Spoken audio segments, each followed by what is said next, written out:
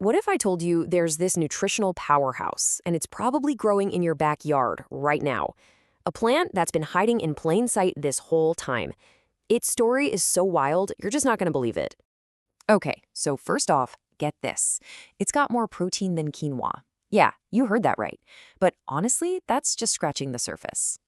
It doesn't stop there. It's also packing more iron than spinach. You know, Popeye had the right idea, but maybe he was munching on the wrong green. And just to top it all off, it has way more vitamin C than oranges. I mean, we're talking about a complete health package just growing freely all around us. So what is this mystery plant? Well, for thousands of years, this wasn't just some plant. It was literally a cornerstone of survival. Indigenous peoples were talking across 4 continents. They didn't just find it, they revered it. They actually called it the life giver. Okay, so how on earth does something called the life giver get knocked down to the status of a weed? Something we now spend millions of dollars trying to kill. Well, that's the wild story we're going to unpack.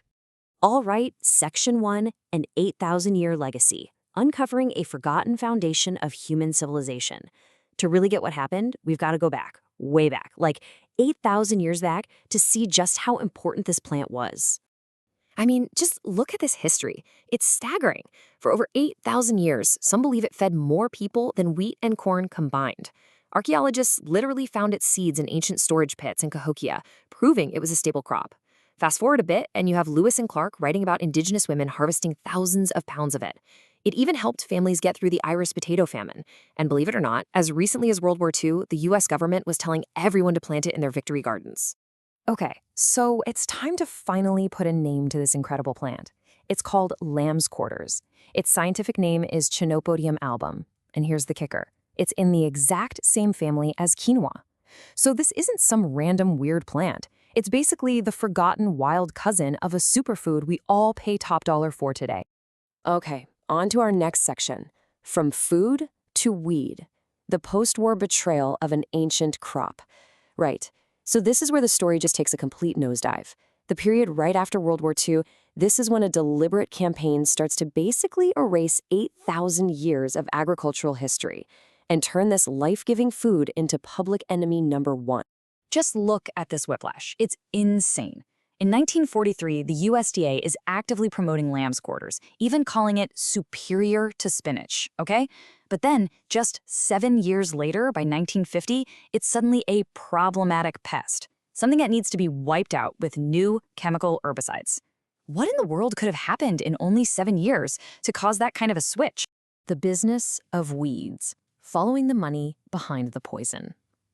Well, the answer, and you've probably guessed it, is all about money. It comes down to business. A whole new industry was rising from the ashes of the war, and for that industry to make money, it needed an enemy. And this ancient, self-sufficient food was the perfect target. And let's be crystal clear about what was being demonized here. We're not talking about some useless plant. A study from the University of Vermont confirmed its nutritional profile is just off the charts. We're talking 6 times more vitamin A than spinach, 4 times the vitamin C of oranges, and even more calcium than milk. So they weren't just calling a plant a weed, they were calling one of the most nutrient-dense plants on the entire planet a weed. And here, right here, is the real heart of the issue. Lamb's quarters is completely self-sufficient. It reseeds itself every year, it loves poor soil, and it naturally fights off pests and drought. Now, the new industrial model of agriculture, it needed the total opposite. It's a business model built on you having to buy patented seeds every year, buy fertilizers, buy chemical sprays. A plant that gives you everything for free is just, well, it's terrible for business. So that leads to the really obvious question, right? If this stuff is so incredible, why isn't it in every single grocery store? Why aren't farmers growing it by the acre? And the answer is as simple as it is brutal. You can't patent it. You can't control it. You can't put a patent on 8,000 years of indigenous knowledge and shared cultivation. You can't build a multi-billion-dollar empire on something that grows for free. See, to create a market for all these new agricultural chemicals, you first have to create a problem that they can solve. So by rebranding these amazing self-sufficient plants like lamb's quarters as weeds, a whole new industry was born, a $40 billion a year industry built on selling us poisons to kill free, nutritious food.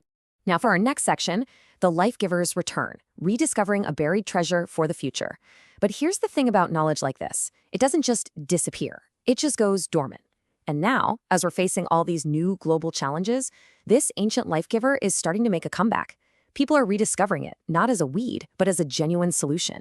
And honestly, this couldn't be happening at a better time. You think about climate change? Well, this plant thrives in the exact drought and heat that's killing our modern crops. You think about food security? It produces huge yields in terrible soil with zero help from us. And for global nutrition, it's a free, complete protein packed with vitamins and minerals available to anyone. It's a game changer. And you know what the best part is? You can probably find it yourself, like right now. It's pretty easy to spot. You're looking for these kind of diamond-shaped leaves, and on the new, young leaves, you'll see this fine, white, almost powdery coating. The stems often have these cool red or purple streaks, and then later in the summer, look for these dense clusters of tiny green flowers at the top, which eventually turn into thousands of seeds. And using it is super simple. The young leaves, you can eat them raw in a salad or sauté them just like you would spinach. And later in the season, when those seeds turn black, you can harvest them. Just separate the seeds from the chaff, and you can cook them up exactly like quinoa, or even grind them into a super healthy flour. So let's just circle back to the main point. The very reason it was called a weed is actually its greatest strength. Its resilience, its independence, its flat-out refusal to be controlled. That's what made it a threat to that big industrial system. But today, in a world that is desperately looking for resilience and sustainability, that independence isn't a threat anymore. It's our best hope. This plant, this weed, it shows us a path toward a food future that's more self-sufficient and way more secure. And that really leaves us with one last big question to chew on. If society was convinced to forget something so fundamental to our own survival, what other incredible wisdom have we been taught to forget? What else is just waiting right under our feet for us to remember?